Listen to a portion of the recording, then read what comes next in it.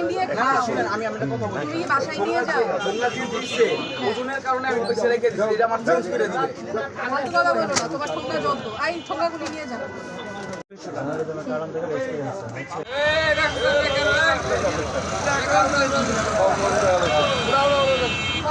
আমার বড় বাজার এই কথাটা তোমার বাইরে না।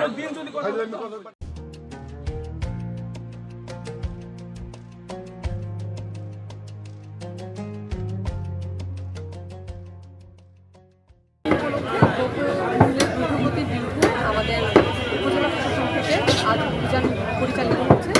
অভিযানে আমরা আজকে সকালে এসেছি মাংস বাজারে দেখা যাচ্ছিল যে প্রত্যেকটা ব্রয়লার মুরগির কেজি 10 টাকা করে বেশি রাখছিল, 190 টাকা করে লিখে রেখেছে, 190 টাকা কিন্তু বিক্রি করছিল 200 টাকা করে।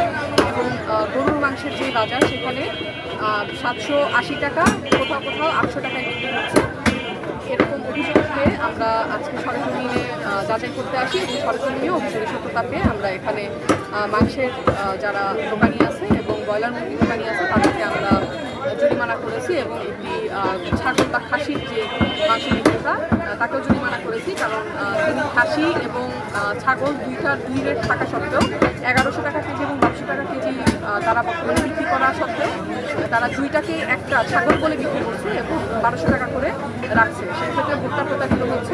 ভোক্তা অধিকার সংরক্ষণ আইনের আওতায় তাদেরকে আমরা জরিমানার আওতায়